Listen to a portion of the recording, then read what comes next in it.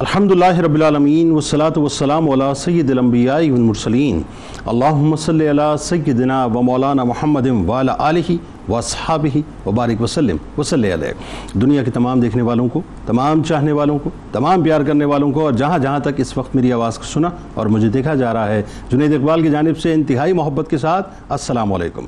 ایک بار پھر ناظرین، آپ کو میں دل کی گہرائیوں سے خوش آمدید کہتا ہوں، اور آئیے چلتے ہیں بلا توقف حضرت ابو انیس محمد برکت علیہ رحمہ کی تالیف اسماء النبی کریم صلی اللہ علیہ وآلہ وسلم سے رسول اللہ صلی اللہ علیہ وآلہ وسلم کا ایک اسم مبارک پڑھنے اور سننے کی سعادت حاصل کرتے ہیں۔ سیدنا الحاکم صلی اللہ علیہ وآلہ وسلم، ہمارے سردار، حکمرانی فرمانے والے، درود و سلام بھیجے اللہ آپ صلی اللہ علیہ وآلہ وسلم پر، آپ صلی اللہ علیہ وآلہ وسلم کی آل پاک پر اور صحابہ کرام رضوان اللہ تعالیٰ علیہم اجمعین پر۔ حضرت انس رضی اللہ تعالیٰ عنہ سے روایت ہے کہ حضور نبی کریم صلی اللہ علیہ وآلہ وسلم نے ارشاد فرمایا کہ اللہ تعالیٰ جس آدمی کو کسی قوم کا نگہبان اور حکمران مقرر فرماتا ہے تو قیامت کے دن اس حکمران سے اس کے ماتحتوں کے متعلق سوال کیا جائے گا، یہاں تک کہ اس سے اس کے اہل و عیال کے متعلق بھی سوال کیا جائے گا۔ ہمارے ساتھ ناظرین آج آپ نے ضرور جڑے رہنا ہے، خاص طور پہ جو کرسی کے دل دادا ہیں وہ تو ضرور جڑے رہیں، کیونکہ یہ کوئنسیڈنس ہے صاحب کہ 18 ذوالحجہ جمعہ کا دن عصر سے مغرب کے درمیان مظلوم مدینہ حضرت سیدنا عثمان بن عفان رضی اللہ تعالیٰ عنہ کی شہادت ہوتی ہے، اور آج بھی 18 ذوالحجہ جمعہ کا دن ہے، تو آج انہی کی بارگاہ میں انشاءاللہ ان کی خلافت اور شہادت پہ بات کریں گے۔ یعنی آئیے آج مظلوم مدینہ، جامع القرآن، خلیفہ سوم، امیر المومنین، ذو النورین حضرت عثمان بن عفان رضی اللہ تعالیٰ عنہ کی بارگاہ میں انتہائی محبتوں کے ساتھ، عقیدت کے ساتھ نذرانے پیش کرتے ہیں، اور خاص طور پہ ان کی خلافت کے دور پہ بات کرتے ہیں، جنہوں نے 44 لاکھ مربع میل پر حکومت کی، یعنی 1,13,00,000 مربع کلومیٹرز پر۔ میں اگر یہ آپ کو اس کی تھوڑی سی اسٹیٹس بتاؤں، اس طرح سے یعنی فگر بتاؤں میں، تو تقریباً 14 کے قریب پاکستان بنتے ہیں جس پر آپ نے حکومت کی، جنہوں نے 12 برس تک ناظرین خلافت راشدہ کا منصب سنبھال کر 82 برس کی عمر میں بشارت مصطفیٰ صلی اللہ علیہ وآلہ وسلم کے مطابق اس طرح شہادت کا جام نوش کیا کہ ملت اسلامیہ کی وحدت کے تحفظ اور مدینہ پاک کی حرمت بچانے کے لیے اپنی جان قربان کر دی، لیکن حق پر ہونے کے باوجود اپنی حکومت اور اقتدار کو بچانے کے لیے شہر رسول صلی اللہ علیہ وآلہ وسلم میں خون ریزی نہ ہونے دی۔ ناظرین کرام، تاریخ گواہ ہے کہ آپ رضی اللہ تعالیٰ عنہ حضرت فاروق اعظم رضی اللہ تعالیٰ عنہ کے بعد جب منصب خلافت کو سنبھالتے ہیں تو فاروق اعظم نے ملکی نظم و نسق کا جو دستور عمل مرتب کیا تھا، حضرت عثمان بن عفان رضی اللہ تعالیٰ عنہ نے اس کو ایز اٹ از برقرار رکھا، اور مختلف شعبوں کے جس قدر محکمے قائم ہو چکے تھے ان کو منظم کر کے ترقی دی۔ مطلب ایسا نہ تھا کہ یہ کریڈٹ تو حضرت عمر فاروق رضی اللہ تعالیٰ عنہ کا ہے، میں اسے کنٹینیو کیوں کروں، اپنے نام کی تختی کیوں نہ لگاؤں۔ نو وے، وہ سب امت مصطفیٰ صلی اللہ علیہ وآلہ وسلم اور مشن مصطفیٰ صلی اللہ علیہ وآلہ وسلم کے لیے انتہائی للہیت سے کام کیا کرتے تھے۔ یہی سی نظم و نسق کا اثر تھا ناظرین، اور پالیسیز کا تسلسل تھا کہ ملکی ٹیکسز میں غیر معمولی اضافہ ہو گیا، اور حضرت عمر فاروق رضی اللہ تعالیٰ عنہ کے عہد میں مصر کا خراج 20 لاکھ دینار تھا، لیکن عہد عثمانی میں اس کی مقدار 40 لاکھ دینار تک پہنچ گئی، لیکن عوام پر کسی قسم کا کوئی بوجھ نہ آیا۔ ناظرین کرام، حضرت عثمان بن عفان رضی اللہ تعالیٰ عنہ نے آج سے 1400 برس پہلے اس ضرورت کو محسوس کر کے مرکز کے زیر اہتمام، بڑی اہم ترین بات ہے، عمال یعنی گورنرز کی ایک مجلس شورا ترتیب دی۔ جیسے آج ہمارے ملک میں اس کی مثال دوں کہ چیف منسٹرز پر مبنی کونسل آف کامن انٹرسٹ ہوتی ہے، جسے پی ایم یعنی پرائم منسٹر لیڈ کرتا ہے۔ یہ ویژن حضرت عثمان بن عفان رضی اللہ تعالیٰ عنہ کا تھا کہ اس مجلس کے ارکان سے عمومی تحریری آراء طلب کی جاتی تھی، دارالخلافہ میں باقاعدہ اجلاس بھی ہوتے تھے۔ چنانچہ ناظرین 34 ہجری میں اصلاحات ملک پر غور کرنے کے لیے جو اجلاس ہوا تھا، اس میں تمام اصحاب الرائے اور اکثر عمال و حکام شریک ہوئے تھے۔ اسی میکانزم کے تحت خلیفہ وقت کا سب سے اہم فریضہ حکام اور عمال یعنی گورنرز کی نگرانی تھا۔ حضرت عثمان بن عفان رضی اللہ تعالیٰ عنہ ناظرین اگرچہ طبعاً بہت نرم تھے، بات بات پر رقت طاری ہو جایا کرتی تھی، ذاتی حیثیت میں انتہائی تحمل، بردباری اور چشم پوشی آپ کا شیوا تھا، لیکن ملکی معاملات کے اندر انہوں نے احتساب کو اپنا طرز عمل بنایا تھا. نگرانی کا یہ عالم تھا ناظرین کہ دریافت حال کے لیے دربار خلافت سے تحقیقاتی وفود، یعنی یوں کہہ لیجئے کہ انٹیلیجنس بیسڈ وفود جو تھے وہ باقاعدہ روانہ ہوتے تھے، جو تمام ممالک کا دورہ کرتے تھے اور گورنرز کے طرز اور رعایا سے ان کے تعلق کو باقاعدہ جانچتے تھے. ملک کی حالات اور اس سے واقفیت پیدا کرنے کے لیے آپ کا یہ معمول تھا کہ جمعے کے دن ممبر پر خلیفہ وقت تشریف لاتے تھے اور خطبہ شروع کرنے سے پہلے لوگوں سے یعنی اطراف ملک کی خبریں لیا کرتے تھے اور ان کی بات کو غور سے سنا کرتے تھے. آپ کی طرف سے یہ اعلان عام تھا کہ جس کسی کو گورنر سے کوئی شکایت ہے تو وہ حج کے موقع پر بیان کرے، اور اس موقع پر تمام عمال کو لازمی طور پر طلب کیا جاتا تھا اور بالمشافہ ان کی تحقیقات کی جاتی تھی. آپ ناظرین، آپ کی ذات کا عالم یہ تھا کہ لباس میں انتہائی سادگی تھی. مال و دولت کی فراوانی ہونے کے باوجود جمعے کے دن ممبر پر جب تشریف فرما ہوتے تو آپ 4 یا 5 درہم کا معمولی سا تیبن جو ہے جسم پر سجایا کرتے تھے. عالم یہ تھا کہ انتہائی سادہ خوراک تھی، اور عشرہ مبشرہ کے بزم نشین ہونے کے باوجود بھی مظلوم مدینہ نے تیسرا خلیفہ راشد ہونے کا حق اس انداز سے ادا کیا کہ وہ مسجد ناظرین جس کی وسعت آپ کے پیسوں سے ہوئی تھی، اسی مسجد میں آپ کو جانے سے یعنی امامت سے روکا گیا، لیکن آپ نے کسی قسم کا ریٹیلیشن نہ کیا. اس مسجد کی امامت سے بھی روکا گیا، گھر کو کارڈن آف بھی کیا گیا، 40 دن تک مسلسل آپ کا پانی بھی بند کیا گیا. یعنی وہ بیر روما جس سے مسلمانوں کو آپ نے سیراب کیا، آپ پر مدینہ پاک کا پانی مکمل طور پر بند کیا گیا. فائنلی کیا ہوا ناظرین کہ چونکہ مدنی سرکار کے ظاہر نظر کرم سے پلے ہوئے تھے تو عالم یہ تھا کہ مدینہ پاک کی حرمت کے لیے اپنی جان کو قربان کر دیا، لیکن مدینہ پاک کی حرمت پر آنچ نہ آنے دی. آج انہی کی بارگاہ میں ان کی خلافت اور شہادت پہ بات ہوگی. 3 شخصیات ہمارے ساتھ موجود ہیں، یقیناً تعارف کے محتاج نہیں. پہلی شخصیت ممتاز اسکالر ہیں، اسسٹنٹ پروفیسر جامعہ کراچی، جناب ڈاکٹر سید محبوب بخاری صاحب تشریف فرما ہیں. دوسری شخصیت ممتاز عالم دین جناب مفتی محمد آصف مدنی صاحب تشریف فرما ہیں. اور تیسری شخصیت ممتاز عالم دین جناب علامہ محمد طاہر مدنی صاحب تشریف فرمائیں. تینوں آپ کو السلام علیکم، خوش آمدید. اور آخر میں ملک کے معروف شناخہ جناب حسان بن خورشید صاحب منقبت کا نذرانہ پیش فرمائیں گے. ڈاکٹر صاحب آپ سے آغاز کرتے ہیں. ظاہر ایک ایسی ہستی صاحب، آپ گفتگو کرتے چلے جائیے اور صاف بیان کرتے چلے جائیے، ممکن ہی نہیں. لیکن وہی بات ہے، آج چونکہ ان کی خلافت پہ بات ہونی ہے، بہت ضروری ہے صاحب کہ شاید کچھ لوگ اپنی شکلوں کو اس آئینے کے اندر دیکھیں. حضرت عمر فاروق رضی اللہ تعالیٰ عنہ کی شہادت ہوتی ہے اور ظاہر وہ ایک بہت بڑی بے چینی امت کے اندر جو پیدا ہو جاتی ہے، کہ اضطراب پیدا ہو جاتا ہے. اس کے بعد حضرت عثمان بن عفان رضی اللہ تعالیٰ عنہ بحیثیت خلیفہ میں نظر آتے ہیں. انتخاب کیسے ہوا، یہاں سے آغاز کیجئے. اور سب سے زیادہ جو اہم ترین بات ہے وہ یہ کہ ایک خلیفہ کی صفات عالیہ کیسی ہونی چاہیے، یہ عثمان بن عفان رضی اللہ تعالیٰ عنہ بتائیے ذرا. بسم اللہ الرحمن الرحیم.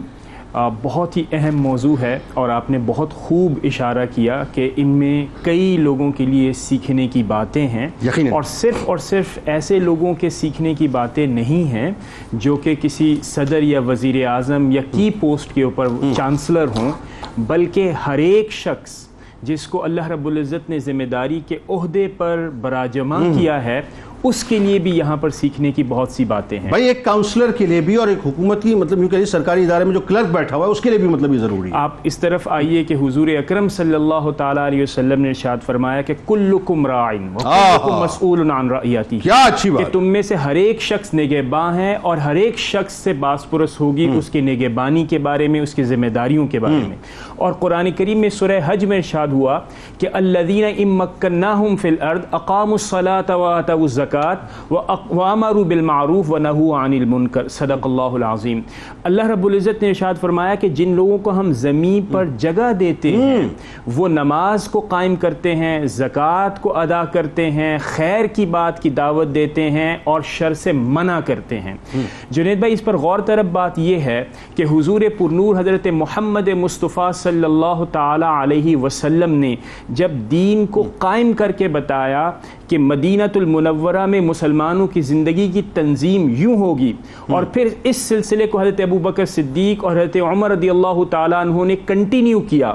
اور جس طرف آپ نے اشارہ کیا کہ جب آپ پر حملہ ہوا ابو لؤلؤ فیروز نامی شخص نے جب کیا تو اس وقت مسلمانوں میں جو بے چینی اور اضطراب یوں تھا کہ خلافت کا مسلک یہ نہ تو خالی نہیں ہونا چاہیے بلکہ اس میں کوئی ویکیوم اور کوئی کمی نہیں آنی چاہیے. چنانچہ اس وقت اصرار مسلمانوں کی امت کا یہ تھا کہ فوراً سے انتخاب کر لیا جائے کسی خلیفہ کا تاکہ مناسب وقت میں کوئی مزید بے چینی نہ ہو. چنانچہ حضرت عمر فاروق رضی اللہ تعالیٰ عنہ نے یہ مشورہ دیا, بلکہ یہ حکم دیا ایک لحاظ سے, کہ 6 صحابہ کرام پر مشتمل ایک کمیٹی تشکیل دے دی جائے. ان 6 صحابہ کرام میں حضرت عثمان ابن عفان, حضرت علی رضی اللہ تعالیٰ عنہ, حضرت عبد الرحمن بن عوف, حضرت طلحہ, حضرت سعد اور حضرت زبیر بن عوام رضی اللہ تعالیٰ عنہ شامل ہیں. یہ مجلس شورا, یہ مجلس شورا. اور پھر یہ تاکید کی کہ آپس میں اتفاق کر کے ان میں سے کسی ایک کے انتخاب پر آپ سب متفق ہو جائیں اور وہی خلیفہ ہوگا. اور دوسری بات جو شدت یا جس سنجیدگی کا اظہار فرمایا وہ یہ فرمایا کہ 3 دن کے اندر آپ نے انتخاب کرنا ہے. اس سے ہمیں اس بات کا اندازہ ہوتا ہے کہ مسلمانوں کے انتظام کی ذمہ داری کتنی اہم ہے, اسے خالی بھی نہیں چھوڑا جا سکتا ہے. چنانچہ حضرت عبد الرحمن بن عوف کی جو انتظامی بصیرت تھی اور جو آپ کی سیاسی بصیرت تھی, آپ نے اس نتیجے پر جلدی پہنچنے کے لیے اور مشاورت کے عمل کو تیز کرنے کے لیے آپ نے کیا کیا, اپنے آپ کو اس دوڑ میں یعنی اس ذمہ داری کو سنبھالنے میں اپنے آپ کو پیچھے کیا, علیحدہ کیا, اور پھر خوب مشاورت سے, یعنی حتیٰ کہ روایات میں آتا ہے کہ مدینہ المنورہ کے اندر مسلمانوں کے گھروں پر دستک دی گئی اور دستک دینے کے بعد مشاورت کرنے کے بعد پھر اس بات کا انتخاب کیا کہ حضرت عثمان ابن عفان رضی اللہ تعالیٰ عنہ کے ہاتھ پر مسلمانوں نے بیعت یعنی وہاں کسی نے اپنے ذاتی مفاد کے لیے یوں کہہ لیجئے کہ اپنا ویکیوم کریٹ نہیں کیا, یوں کہیے کہ وہ جو ٹرانسفر آف پاور ہے وہ فوراً ہی ہو گئی, وہ پیسفلی ٹرانسفر ہوئی, نمبر 1. اور دیکھیں وہ جنگ جو اسلامی سیاست کا بنیادی اصول ہے وہ کیا ہے, وہ یہ ہے کہ یہ ایگوز کی جنگ نہیں ہے, یہ انٹرسٹ کی جنگ نہیں ہے جو کہ ہم اکثر اوقات سیاست کے اندر مختلف جگہوں کے اوپر دیکھتے ہیں, ایسا ہرگز نہیں آیا. چنانچہ حضرت عثمان ابن عفان رضی اللہ تعالیٰ عنہ خلیفہ ثالث بن جاتے ہیں. پھر آپ نے صفات کا ذکر کیا. دیکھیے حضرت عثمان ابن عفان رضی اللہ تعالیٰ عنہ کی انتظامی معاملات کے حوالے سے تو ہم ضرور کریں گے, صرف 1 سے 2 باتیں میں ضرور کروں گا. نمبر 1, یعنی آپ کا ایثار اتنا تھا کہ ذاتی مصارف کے لیے کبھی بھی آپ نے بیت المال کا استعمال نہیں کیا. Very good. کیا بات. سوچئے حضرت عمر رضی اللہ تعالی عنہ کا جو ذاتی مصارف کا خرچہ تھا 5000 درہم تھے 1 سال کے, آپ نے کم و بیش 12 سال مسلمانوں کی خدمت کی اور ان 12 سالوں میں 1 پیسہ بھی بیت المال سے نہیں لیا. پھر مزاج میں تواضع اتنا تھا, انکساری اتنی تھی کہ کئی خادم آپ کے گھر پر ہوتے لیکن آپ نے کبھی خود کسی کو تکلیف نہیں دی, خود اپنے کام خود کرتے. حتیٰ کہ تہجد کا وقت آتا, تہجد کا وقت آتا تو آپ کرتے یوں کہ خود ہی اٹھتے, اپنا پانی کا انتظام کرتے, وضو کرتے, نماز تہجد ادا کرتے. اور آخر میں صرف اور صرف یہ بات ضرور کرنا چاہوں گا کہ مثال کے طور پر احترام اتباع سنت ایسی تھی کہ بعض اوقات اتفاقی امور میں بھی حضور اکرم صلی اللہ تعالی علیہ وسلم کی سنت کی اس قدر پیروی فرماتے کہ اگر وضو کے وقت حضور نے مسکراہٹ سے وضو فرمایا تو آپ بھی منوان ایسا ہی کر. بالکل. اب دیکھیں یہاں پہ یہ تو ایک بنیادی سٹرکچر بن گیا. اب آئیے ذرا اس بات کی طرف جو انتہائی اہم ہے, اور ہوتا یہ ہے کہ ہمارے یہاں جب الیکشنز ہوتے ہیں تو صاحب ہر پارٹی ظاہر ہے اپنا اپنا ایک ایجنڈا پیش کرتی ہے, لیکن جو پہلی اسپیچ ظاہر ہے جو بھی منتخب حکمران ہوتا ہے اس کی پہلی اسپیچ بنیادی طور پہ یوں کہہ لیجئے کہ اس کے ویژن کی کتاب کا سر ورق ہوا کرتی ہے کہ وہ قوم کو لے کے کہاں جانا چاہتا ہے. حضرت عثمان بن عفان رضی اللہ تعالیٰ عنہ جب بحیثیت خلیفہ, ظاہر ہے آپ تشریف فرما ہوتے ہیں مسند پہ, تو آپ نے عوام الناس سے جو خطاب کیا اور جو پہلا خطبہ ہے وہ اتنا ویژنری ہے کہ اس نے بتایا کہ بنیادی طور پر ایک حکمران کو ہونا کیسے چاہیے, اس پہ ذرا گفتگو فرمائیں. اعوذ باللہ من الشیطان الرجیم, بسم اللہ الرحمن الرحیم. حضرت عثمان غنی رضی اللہ تعالیٰ عنہ نائب رسول ہیں اور اللہ کے پیارے حبیب صلی اللہ علیہ وسلم کا نائب ہونا یہ بہت بڑا اعزاز ہے. ایسا ہی تو وہی اثرات جو رحمت دو عالم صلی اللہ علیہ وسلم کی مبارک تربیت کے نتیجے میں صدیق اکبر سے ہوتے ہوئے, حضرت عمر سے ہوتے ہوئے حضرت عثمان تک پہنچے, اس کا اظہار ہو رہا ہے. اور یہ تمام کے تمام خلفائے راشدین بشمول حضرت علی کرم اللہ تعالی وجہہ الکریم اللہ تعالیٰ کی دین کی سربلندی کے لیے کوشاں تھے. ان کا ایک ہی مقصد تھا اور یہی مشن مصطفیٰ صلی اللہ علیہ وسلم. سبحان اللہ. تو آپ نے جو پہلا خطبہ ارشاد فرمایا اس میں بنیادی طور پر انسانی کردار کو بہتر بنانے کی طرف توجہ فرمایا. اس کا مقصد یہ تھا کہ جب انسانی کردار سنور جائے، انسان کی تربیت ہو جائے، تو چاہے پھر وہ عوام ہو یا حکومتی کارندے ہوں، دونوں ہی انسان ہیں اور دونوں ہی نے اپنے اپنے ڈومین میں رہ کر، اپنے اپنے دائرہ اختیار میں رہ کر ریاست کی مدد کرنی ہوتی ہے. تو آپ نے انسانی کردار پر توجہ فرمائی اور فرمایا کہ اللہ سے ڈرو اور اپنے آپ کو محفوظ مت سمجھ لو. کسی بھی وقت جو ہے وہ تمہارا یہاں سے جانا ہو سکتا ہے، لہٰذا اللہ کی فرما برداری اور نیک کاموں میں سبقت کرو. تو نیکی کی طرف توجہ اور خدا کے خوف کی طرف توجہ دلائی. دوسرا پوائنٹ اس میں یہ ہے کہ آپ نے فرمایا کہ دنیا غفلت میں مبتلا کرنے والی ہے. تو یہ چیز تمہیں غفلت میں مبتلا کرے گی، اس سے ہوشیار رہنے کی ضرورت ہے. اور قرآن عظیم بھی اس بات کی تعلیم ارشاد فرماتا ہے کہ یہ مال اور اولاد جو ہے وہ تمہارے لیے آزمائش ہے. بالکل ٹھیک ہے. تیسری بات جو آپ نے اس میں بیان فرمائی وہ یہ بیان فرمائی کہ اگر تم اس دنیا کے حصول کی خاطر اللہ تعالیٰ کے حقوق سے صرف نظر کرو گے، تو جب اللہ تعالیٰ کی طرف سے غافل ہوگے تو ظاہر مخلوق کے حق میں بھی کوتاہی کے مرتکب ہوگے. تو دنیا کے لیے اگر یہ کرو گے تو جن لوگوں نے دنیا کے لیے ساری کوششیں کر لیں، ذرا ان کا عبرتناک انجام بھی دیکھ لو کہ ان کا نام و نشان مٹ گیا.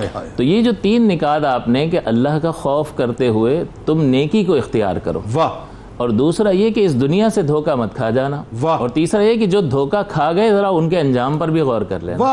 اب وہ مبارک کلمات جو آپ نے ارشاد فرمایا بعین ہی میں پڑھ دیتا ہوں تاکہ اس پہ پھر ہم مزید اس پہ تبصرہ کر سکیں. تو آپ نے فرمایا کہ تم قلعہ بند گھر میں خود کو سمجھتے ہو، محفوظ گھر میں خود کو سمجھتے ہو، ایسا نہیں ہے.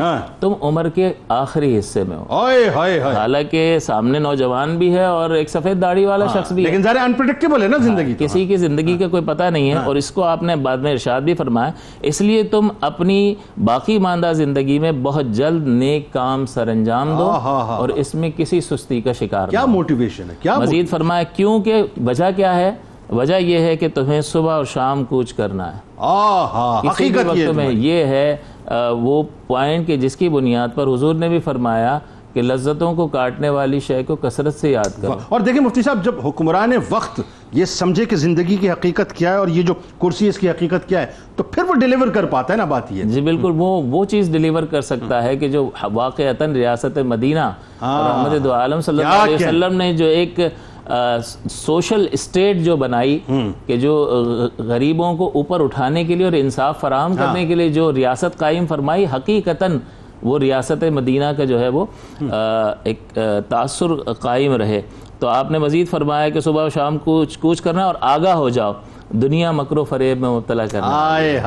یعنی تمہیں غافل کرے گی، اطراف میں نفس بھی ہے، شیطان بھی ہے، دنیا کی بہت ساری چمک دمک بھی ہے. زُيِّنَ لِلنَّاسِ حُبُّ الشَّهَوَاتِ کہ یہ تمہارے لیے جو ہے دنیا کو مزین تو کر دیا گیا، تو یہ مکر و فریب میں مبتلا کرے گی. تو آپ نے فرمایا کہ کہیں ایسا نہ ہو کہ تمہیں مبتلا کر دے. تم گزری ہوئی باتوں سے عبرت حاصل کرو اور سرگرمی کے ساتھ، انتہائی کوشش کے ساتھ نیکی کرو اور غفلت میں مبتلا نہ ہو، اس لیے کہ اللہ تعالیٰ تم سے غافل نہیں ہے. اور مزید آخری بات یہ کہ آپ فرماتے ہیں کہ وہ دنیا دار اور ان کے فرزند کہاں گئے کہ جنہوں نے دنیا میں عمارتیں تعمیر کی اور عرصہ دراز تک دنیا کی نعمتوں سے لطف اندوز ہوتے رہے. وہ کہاں ہیں آج؟ دنیا نے انہیں چھوڑا ہے؟ نہیں، وہ ان کو بھول چکے، وہ جو ہے نا بھولی بسری داستانیں بن گئے. اور آپ نے فرمایا آخرت کی طرف توجہ کرو، جیسا کہ اللہ تعالیٰ نے دنیا کی مثال جو ہے وہ قرآن عظیم میں بیان فرمائی کہ وَضْرِبْ لَهُمْ مَثَلَ الْحَيَاةِ الدُّنْيَا کہ پیارے حبیب صلی اللہ علیہ وسلم ان کے لیے دنیا کی کہاوت بیان کیجئے. کما انزلنا من السماء ماء، جیسے ہم نے آسمان سے پانی کو نازل کیا، فاختلط به نبات الارض، تو پھر اس سے خوب جو ہے وہ گھنا سبزہ اگایا، لیکن پھر کیا ہوا؟ فاصبح حشیما، پھر وہ سوکھی گھاس کی طرح ہو گیا اور ہوا اسے اڑانے لگی. اور اللہ تبارک و تعالی ہر چیز پر قدرت والا ہے. یعنی اگر یہ بالکل ایسا خطبہ ہے کہ بے ثباتی کائنات، یعنی ایک تو یہ کہ آپ نے سمجھا دیا کہ اس دنیا کی کوئی حقیقت نہیں ہے، اور اگر میں اپنے الفاظ میں اس کو ذرا سا سمجھانے کی کوشش کروں اور میں اگر اس کا کرکس نکال کے اپنے ذہن کے مطابق، تو آپ نے یہ بھی بتا دیا کہ طاقت، قوت، کرسی، جاہ و حشمت، اس کی کوئی اوقات نہیں ہے. آج تیرے پاس ہے، کل کسی اور کے پاس ہوگی، لیکن وہی بات رہ وہی جائے گا کہ جو اللہ کے لیے کام کرے گا. آئیے ذرا علامہ صاحب، اب بنیادی طور پہ یہ بڑی ایک اہم ترین بات ہے، اور یہ سوال فلوٹ کرنے سے پہلے مطلب میں ناظرین کی توجہ بھی اس لیے چاہوں گا کہ ہمارے یہاں ہوتا یہ صاحب، اور یہ ظاہر ہے اس وقت چونکہ ہم پاکستان میں رہتے ہیں تو ہم نے یہ دیکھا ہے صاحب کہ ہر آنے والا، ہر جانے والے کے کام کو سب سے پہلے جو بغضہ لگاتا ہے، سب سے پہلے، چاہے وہ اچھا کام ہو یا بہت اچھا کام ہو جس سے عوام کو فائدہ پہنچ رہا ہو. لیکن حضرت عثمان بن عفان رضی اللہ تعالیٰ عنہ نے نہ تختی کی پرواہ کی، نہ تخت کی پرواہ کی، نہ اس بات کی پرواہ کی کہ کس کی کتنی نیک نامی. ہر وہ کام جو ظاہر ہے آپ کے پیش رو کر کے گئے، آپ نے بدرجہ اولا اس کو کنٹینیو بھی رکھا اور اس کو دوام بھی دیا اور اس کو عروج بھی دیا. تو ایک بات تو یہ کہ کن کن امور کی پیروی کی وہ ضرور بتائیے. دوسرا پھر وہی بات ہے کہ جو ایکسپینشنز اور ایکسٹینشنز ہوئی اور جو فتوحات ہیں وہ بڑی کمال ہے، بتائیے ذرا. اعوذ باللہ من الشیطان الرجیم، بسم اللہ الرحمن الرحیم. حضرت عثمان غنی رضی اللہ تعالیٰ عنہ، اللہ تبارک و تعالیٰ کی طرف سے ہم مسلمانوں کے لیے ایک بہت بڑی نعمت ہیں، اور اللہ تبارک و تعالیٰ نے آپ کو بہت ہی خصوصی فضائل سے نوازا ہے. حتیٰ کہ یہ فضیلت جو آپ کو حاصل ہوئی کہ تاریخ انسانیت میں دو نور والا آج تک اور کوئی بھی نہیں ہے عثمان غنی رضی اللہ تعالیٰ عنہ کے علاوہ. اور حضور علیہ الصلوۃ والسلام کی اس خواہش کا اظہار کہ اے عثمان، اگر میری مزید بیٹیاں ہوتی تو یکے بعد دیگرے آپ کے نکاح میں دے دیتا. یہ بہت بڑا اعزاز ہے. ہم جتنی گفتگو کریں حضرت عثمان غنی کی فضیلت کا اور آپ کے مقام و مرتبے کا حق ادا نہیں کر سکتے. بس یہ حدیث ہمارے پیش نظر ہونی چاہیے کہ جب بھی ہم آپ کا ذکر خیر کر رہے ہیں تو اللہ تبارک و تعالیٰ اس حدیث سے ہمیں کوئی فائدہ اور فضیلت عطا فرما دے. وہ حضور علیہ الصلوۃ والسلام نے ارشاد فرمایا کہ عثمان قیامت کے دن 70,000 ایسے لوگوں کی شفاعت کرے گا جن پر جہنم واجب ہو گئی ہے اور بلا حساب و کتاب انہیں جنت میں داخل کر. سبحان اللہ، ماشاء اللہ. اللہ تبارک و تعالیٰ ہمیں بھی ذکر خیر کی برکت سے اس حدیث سے حصہ عطا فرما دے.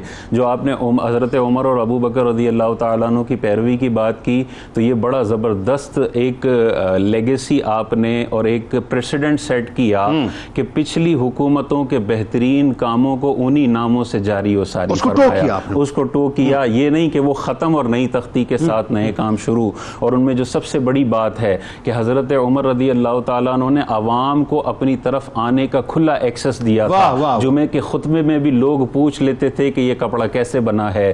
یہی آپ نے روایت جاری رکھی کہ ہر بندے کو خلیفۃ المسلمین تک ایکسس بہت آسان تھا، بلکہ ہر فرائیڈے کو عوام کا اجتماع کرتے تھے اور کہتے تھے کہ مجھ سے کوئی شکایت ہے تو بتائی جائے، میرے گورنرز جو میں نے متعین کیے ہیں ان سے متعلق کوئی شکایت ہے تو بتائی جائے. اور حج کے موقع پر پورے سال میں سارے گورنرز کو اپنے پاس بلاتے تھے اور بالمشافہ ساری عوام کو کہتے تھے کہ یہ گورنرز ہیں، ان کی کوئی بھی شکایت ہے تو ہم تک پہنچائی جائے. تو ایزی ایکسس ٹو دا جو ہے وہ جو حاکم ہے اس تک رسائی. اسی طرح وفود متعین کرتے تھے اور مختلف ریاستوں میں بھیجے جاتے تھے جو انٹیلیجنس کا کردار ادا کرتے تھے کہ وہاں پر حکومت اور رعایا کے درمیان کس قسم کا تعلق ہے، اور یہ خبریں حضرت عثمان غنی تک پہنچائی جاتی تھیں. اسی طرح اپوائنٹمنٹ کے حوالے سے کہ جو حضرت ابو بکر اور حضرت عمر نے اپوائنٹمنٹس کی ہوئی تھیں انہی اپوائنٹمنٹس کو جاری و ساری رکھا. یہ نہیں کہ اب میری حکومت آ گئی ہے تو سارے اداروں کے جو بڑے بڑے سربراہان ہیں وہ ختم کیے جائیں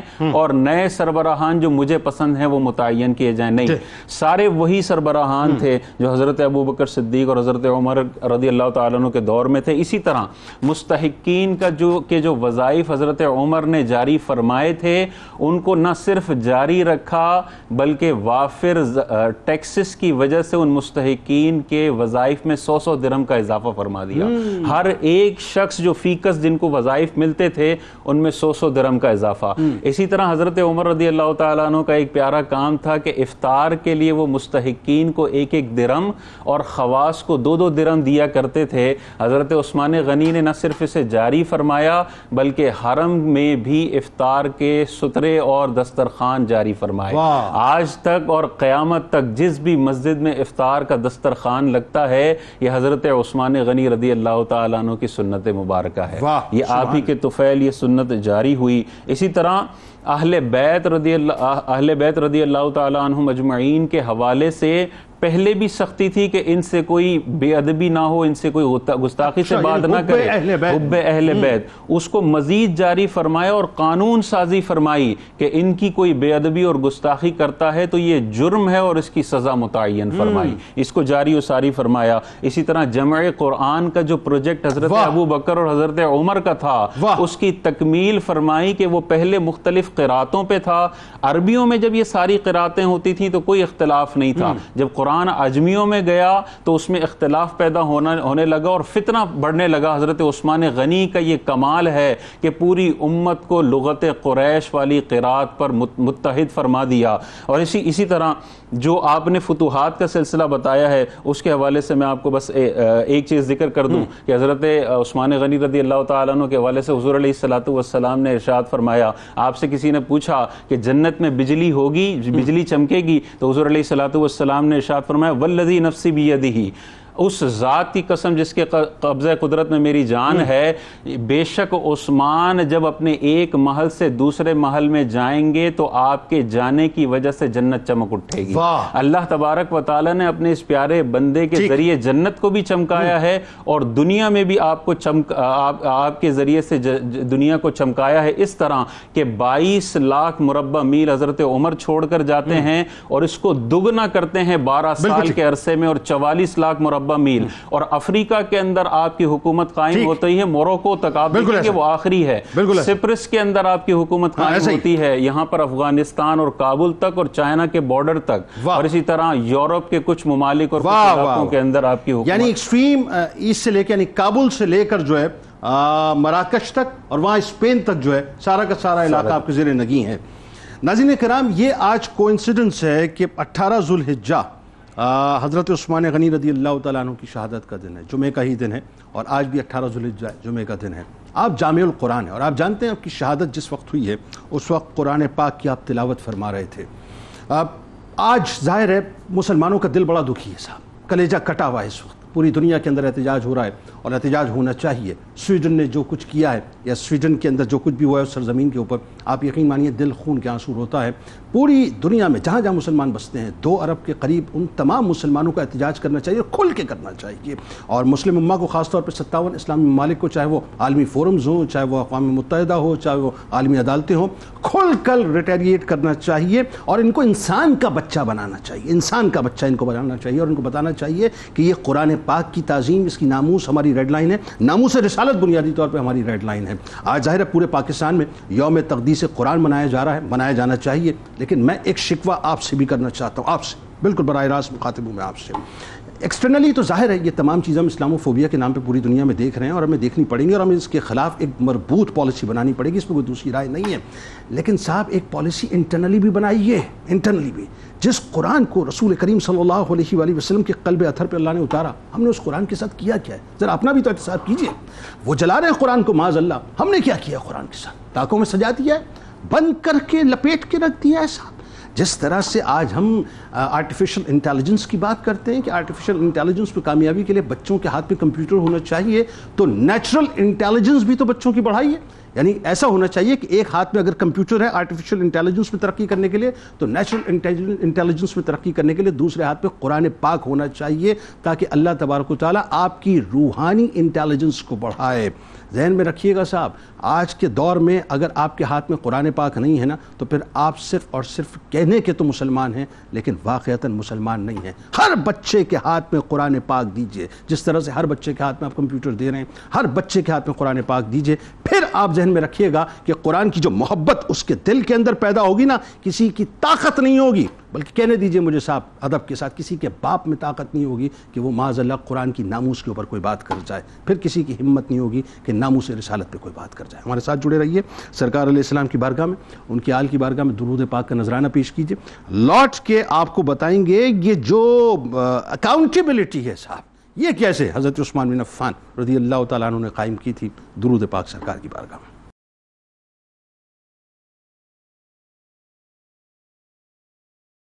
جناب ایک بار پھر آپ کو خوش آمدید۔ خلافت سیدنا عثمان بن عفان رضی اللہ تعالیٰ عنہ پہ بات ہو رہی ہے، اور پھر ظاہر آگے جا کے ان کی دردناک شہادت پہ بات کریں گے۔ ساجد چشتی صاحب فرماتے ہیں کہ عثمان کو نبی کی خلافت عطا ہوئی، حسن کرم ملا ہے، سخاوت عطا ہوئی، سب سے الگ ہے آپ کو قسمت عطا ہوئی، سلطان کائنات کی نسبت عطا ہوئی، عثمان ذی نشان خدا کی نظر میں ہیں، شہزادیاں حضور کی دو ان کے گھر میں ہیں، رہتی تھی روح مصطفیٰ پر آپ کی نظر، عثمان عاشقان نبی میں ہے معتبر، حسن عمل میں خوب، سخا میں ہے خوب تر، ذوالنور کا ہے ذکر جبھی تو نگر نگر، ہے منقبت میں ان کی فرامین مصطفیٰ، وہ با حیا وہ با صفا وہ صاحب عطا، عثمان کا تو چلتا تھا اللہ سے کاروبار، رہتے تھے وہ ہمیشہ گداؤں پہ لطف بار، سرکار دو جہان کے سچے تھے جانثار، اصحاب شاہ دین میں ٹھہرے وہ باوقار،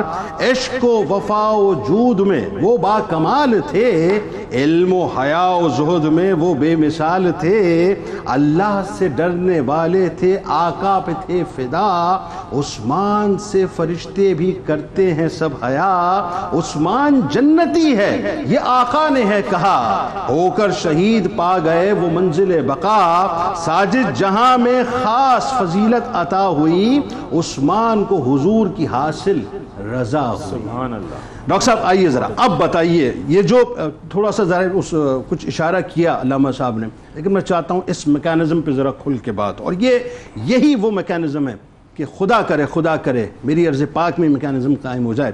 یہ جو بنیادی طور پہ، جیسے میں آپ کو بتاؤں کہ آج میں نے ابتدا میں حوالہ بھی دیا کہ جو کاؤنسل آف کامن انٹرسٹ ہمارے یہاں بنائی ہوئی ہے، ایکچولی یہ چیف منسٹرز پہ مبنی بنیادی طور پہ صوبوں کی ہوتی ہے، اور اس کو ہیڈ بیسیکلی پی ایم کرتا ہے۔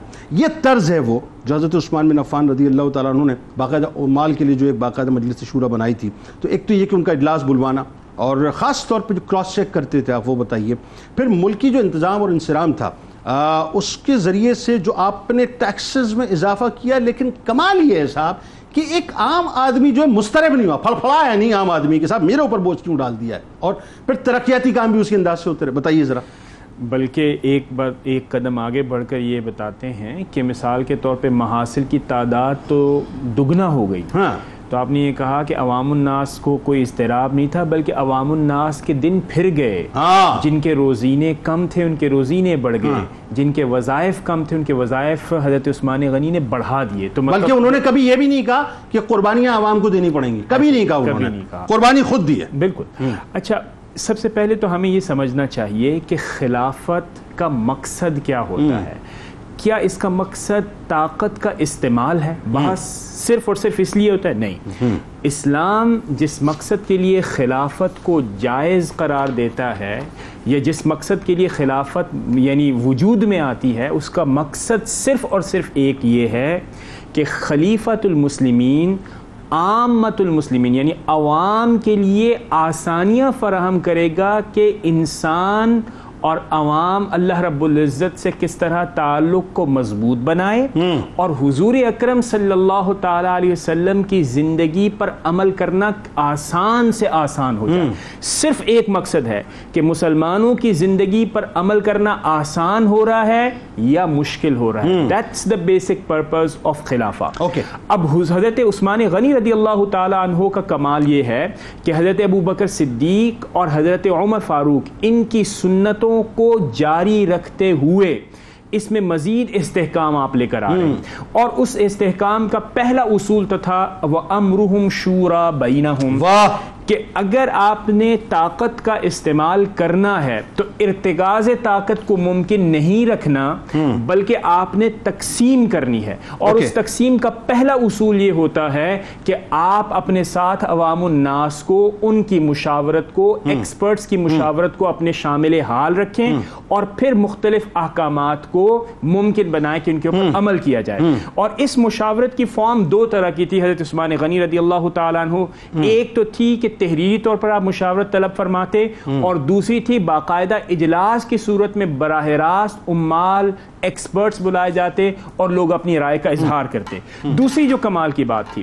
وہ ارتکاز طاقت سے تقسیم طاقت کی طرف، اور وہ یہ تھا کہ مثال کے طور پر اس سے پہلے والے دور میں والی سول اور ملٹری دونوں کے رسپانسبلٹی لیتے تھے، لیکن حضرت عثمان غنی نے اس بات کو بھی ممکن بنایا کہ مزید طاقت تقسیم ہو تو والی علیحدہ ہو جاتا، ملٹری والے علیحدہ ہو جاتے۔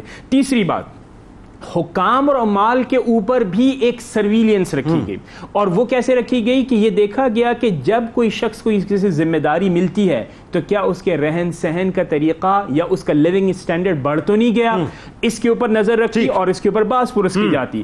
اس کے ساتھ ساتھ یہ بھی دیکھا جاتا کہ جو اسے اس ٹائم کے اندر حکم دینا چاہیے تھا، میجر لینے چاہیے تھے، وہ انہوں نے لیے یا نہیں لیے۔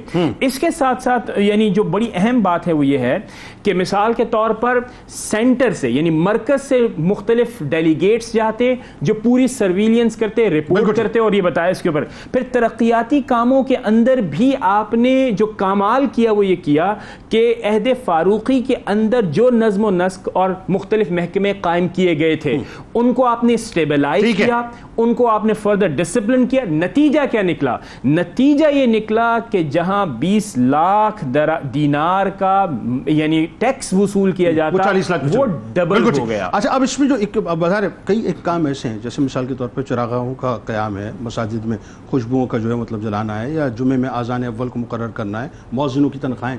دو کام بڑے اہم ترین، ویسے تو سارے کام بڑے اہم ترین، لیکن دو کام آپ نے ایسے کیے جو کسی بھی اسٹیٹ کو میرا خیال ہے سب سے پہلے فوکس کرنا چاہیے۔ ایک تو یہ کہ رفائی شعبوں کا جو آپ نے اجرا کیا ہے کہ ایک عام آدمی، ظاہر ہے ضرورت مند اگر کوئی وائٹ کالر ہے تو اس کے لیے بڑا جو ہے مطلب سود مند ثابت ہوا۔ دوسرا یہ کہ سستا انصاف فراہم کرنے کے لیے عدالتوں کا قیام، اور یہ اتنی اہم ترین بات ہے مفتی صاحب کہ آج اگر مثال کے طور پہ عدل قائم ہو جائے نا معاشرے کے اندر تو بہت سے مسائل ویسے ہمارے حل ہو جائیں۔ اب آئیے، یہ بڑا دردناک پہلو ہے، انتہائی دردناک اور کربناک کہ 12 سال کا آپ کا ٹینیور ہے اور آپ کے خلاف جو ہے ایک فتنہ باقاعدہ یہودیوں کی طرف سے اگنیٹ کیا جاتا ہے، اور پھر اس کے بعد ظاہر ہے بلوائیوں کا فتنہ آپ کے خلاف کھڑا ہو جاتا ہے، تو آپ پر پابندیاں بھی لگائی جاتی ہیں۔ پھر اس کے بعد ایک سرٹن ٹائم پہ جا کے، چونکہ آپ حلیم الطبع تھے تو آپ نے بلوائیوں سے خطاب بھی کیا ہے، بلوائیوں کا مطالبہ بھی تھا، اس مطالبے کو آپ نے انکار کیا، تو وہ کیا تھا بیسکلی، ذرا بتائیے۔ دیکھیں، یہ اصل میں نتیجہ تھا، یہ سارا فتنہ جو برپا ہوا یہ نتیجہ تھا کہ جب سلطنت وسیع ہوتی چلی گئی اور 44 لاکھ مربع میل یعنی آج کل کے تقریباً 14 پاکستان جتنی سرزمین پر آپ کی حکمرانی قائم ہوئی، تو اب وہ ظاہر ہے کہ کابل سے مراکش تک جو ہے سارے یہ علاقے زیر نگی آ گئے، مختلف اقوام آباد تھیں، تو کچھ کر تو نہیں سکتے تھے، مسلمانوں کے ماتحت تھے، لیکن وہ انتقام کی آگ جو ہے ان کے دلوں میں بھڑک رہی تھی۔ تو اس میں مجوسی بھی تھے اور یہودی بھی تھے جو پیش تھے اس چیز میں، اور عبداللہ بن سبا یہ یہودی تھا اور مسلمان ہوا بظاہر، تو اس نے جو ہے ان لوگوں کو، ان سارے فتنوں کو اور اس طرح کے مقاصد رکھنے والوں کو کہ جو حضرت عثمان غنی رضی اللہ تعالیٰ عنہ کو دستبردار کروانا چاہتے تھے، ان سب کو ایک پلیٹ فارم پر جمع کر دیا۔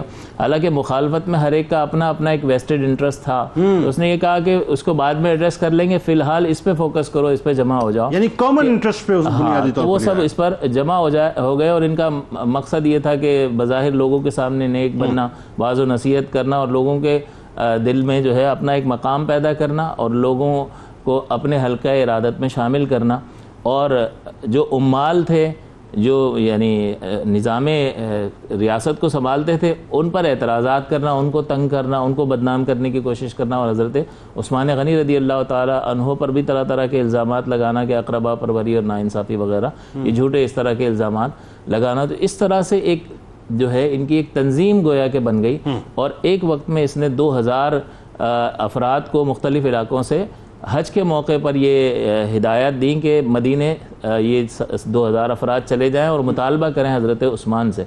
تو یہ حج کے موقع پر حاجیوں کا لباس پہن کر وہاں پہنچے اور مطالبہ کیا کہ عبداللہ بن سعد کو والی مصر جو ہے ان کو ہٹا دیا جائے. تو حضرت عثمان نے حضرت علی سے مشورہ کر کے ان کا مطالبہ مان لیا. یہ واپس چلے گئے, لیکن کچھ دن کے بعد پھر گھوڑوں کی ٹاپوں کی آواز مدینے میں سنائی دی گئی.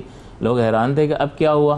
تو اب انہوں نے کہا کہ والی مصر کو یہ ہدایت دی گئی ہے کہ ہماری گردن اڑا دی جائے. تو حضرت عثمان نے حیرت کا اظہار کیا اور فرمایا ایسا کچھ بھی نہیں ہے. تو انہوں نے اب یہ نہ سر نہ پیر اور یہ مطالبہ کر دیا کہ جب حاکم کو یہی معلوم نہیں ہے تو پھر اس کو حکمراں رہنے کا اور خلیفہ رہنے کا یعنی وہ ایک سازش باقاعدہ جو ہے بنت کی ہوئی پہلے سے پلان تھا.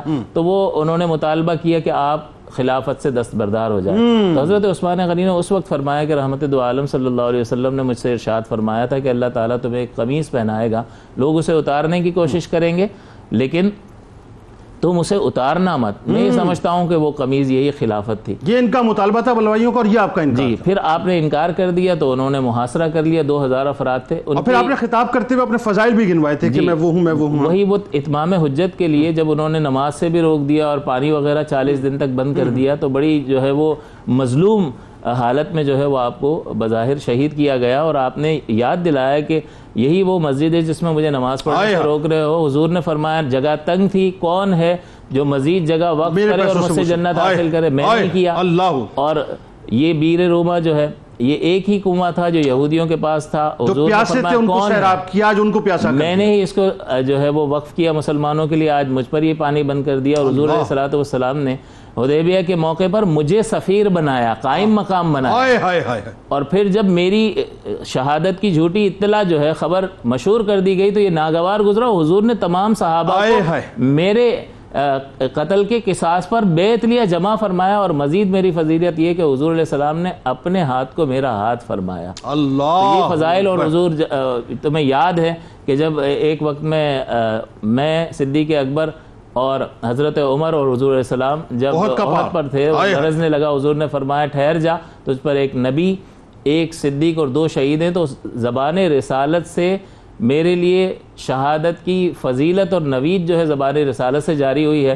کیا تمہیں اس پر جو ہے وہ کوئی خوف نہیں آتا؟ تو انہوں نے ہر چیز کا اعتراف کیا, لیکن بہرحال دل پر زنگ چڑھ چکا ہو تو کوئی ہدایت اثر نہیں کرتی. اچھا, یہ وہی بات ہے. بلکہ آپ نے یہاں تک فرما دیا تھا کہ دیکھو اگر ایسا کرو گے تو یہ ذہن میں رکھو کہ پھر تم لوگ نماز میں کبھی مجتمع نہیں ہو پاؤ گے, تمہارا اتحاد کبھی قائم نہیں رہے گا. اور آپ دیکھ لیجئے یہ ورڈز حضرت عثمان بن عفان رضی اللہ تعالیٰ جس کم و بیش مفہوم جو میں نے آپ کے سامنے رکھا ہے, اس وقت سے لے کے آج تک امت کبھی بھی جو ہے متفق نہیں ہو پائی, اتحاد اس کا پارا پارا ہو گیا.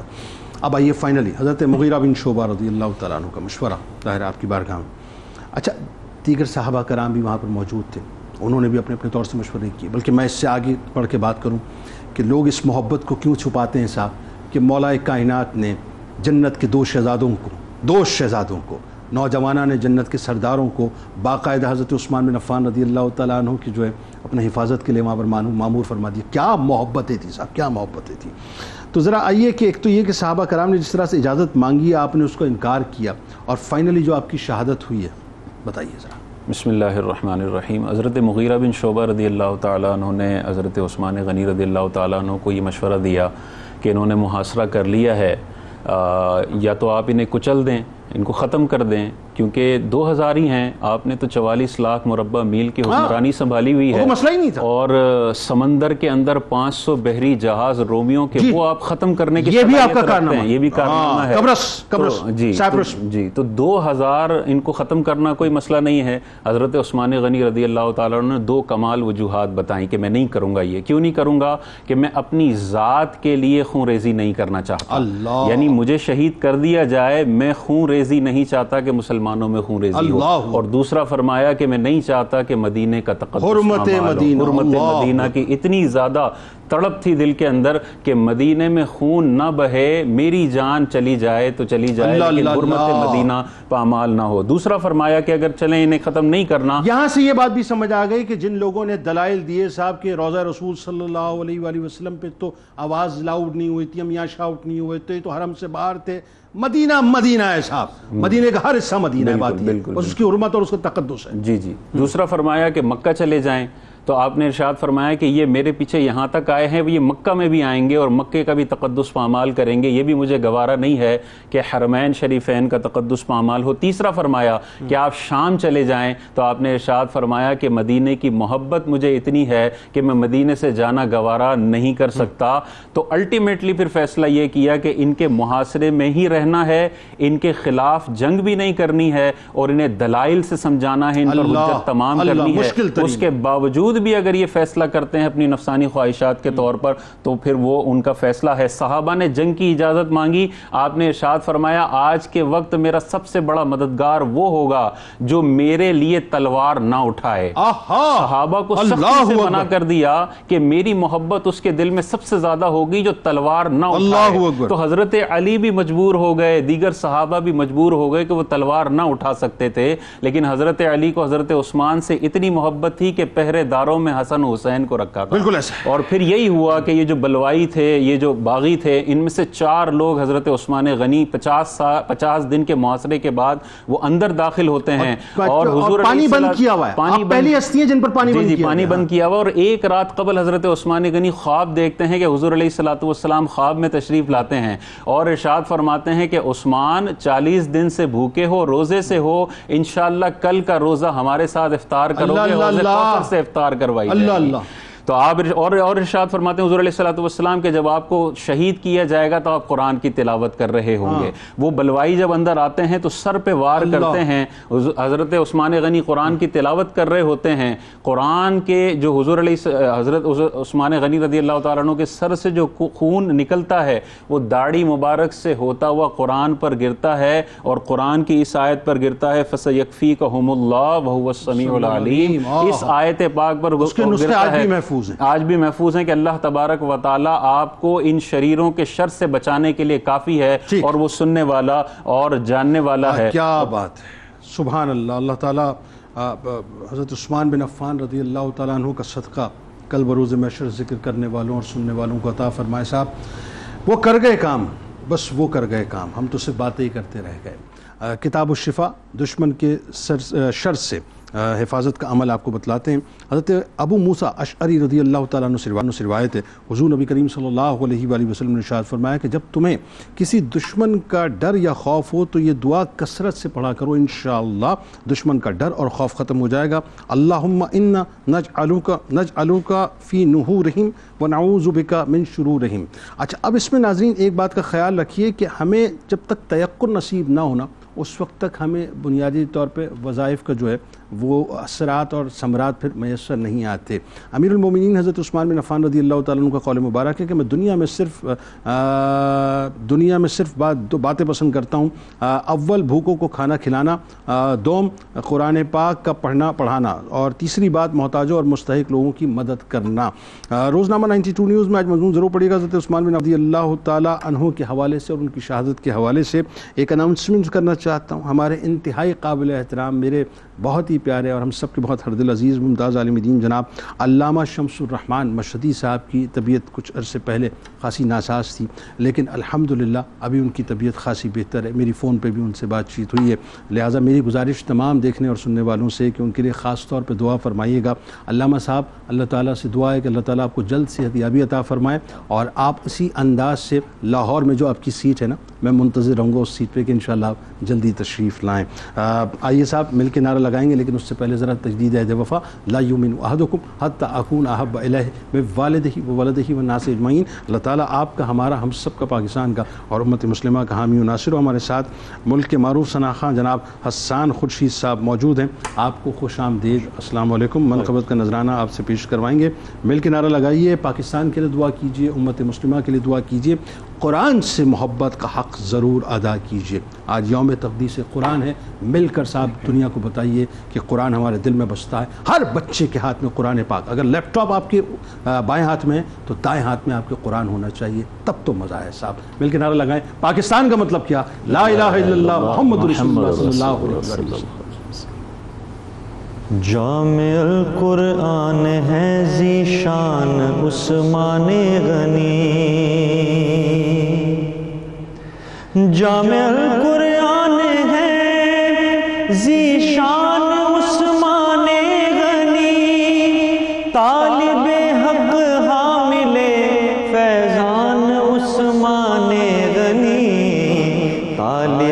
حق حامل فیضان عثمان غنی،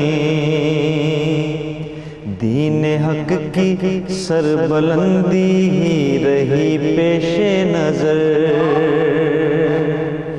دین حق کی سربلندی ہی رہی پیش نظر، کرتے تھے انفاق ہر ہر آن عثمان غنی، کرتے تھے انفاق ہر ہر آن عثمان غنی، مرحمت ان کو ہوئی آقا کی دو شہزادیاں، مرحمت ان کو ہوئی آقا کی دو شہزادیاں، نوری نوری موتیوں کی کان عثمان غنی، نوری نوری موتیوں کی کان عثمان غنی، طالب حق حامل فیضان عثمان غنی، جامع القرآن ہے ذیشان عثمان غنی، آپ کی مدحت بیان ساجد بھلا کیسے کرے، آپ کی مدحت بیان ساجد بھلا کیسے کرے، آپ کا ہے مدح گو قرآن عثمان غنی، آپ کا ہے مدح گو قرآن عثمان غنی، طالب حق حامل فیضان عثمان غنی، جامع القرآن ہے ذیشان عثمان